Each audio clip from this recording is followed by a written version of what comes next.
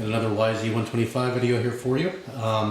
Today we are going to be putting on the brakes, the rear brakes in the rear wheel, and you can see I've already got the brakes sitting there.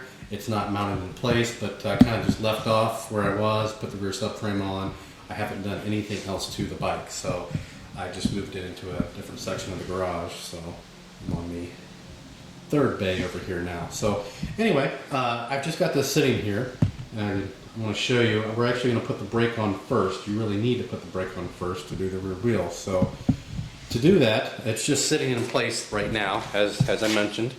And we've got this reservoir sitting here. So what we need to do is, you'll see the brake actually has a an area right here that it slides onto the rear swing arm. So it just sits there, and then the bolt from the rear tire is actually what holds it in place. It kind of floats there, and you want to go ahead and hold this, or because it could fall, go ahead and route your reservoir up to where it needs to be, right here, and then we'll go ahead and mount our master cylinder right here with those two bolts. I'll go ahead and stab those two bolts in.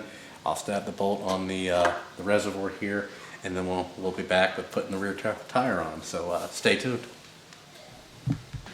Okay, before we begin, we got the wheel.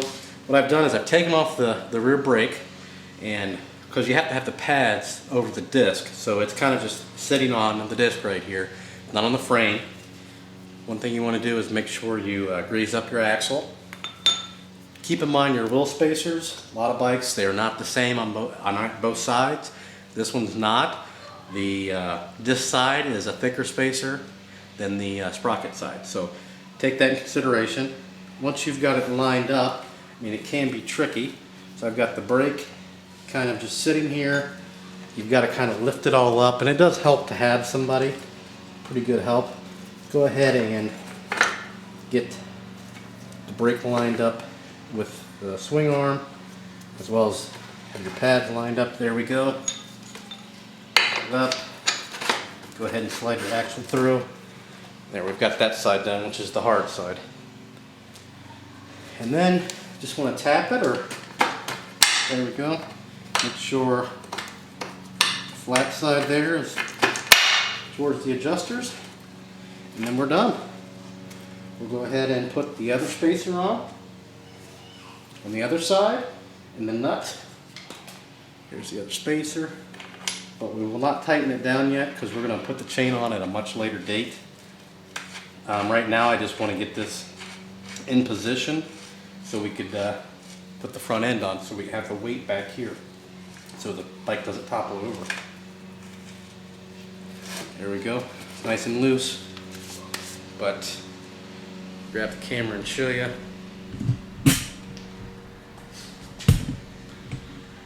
See that? There it is. That's the easiest way that I've found to install the rear wheel. Now you could leave the brake on the swing arm and then try to slide everything through.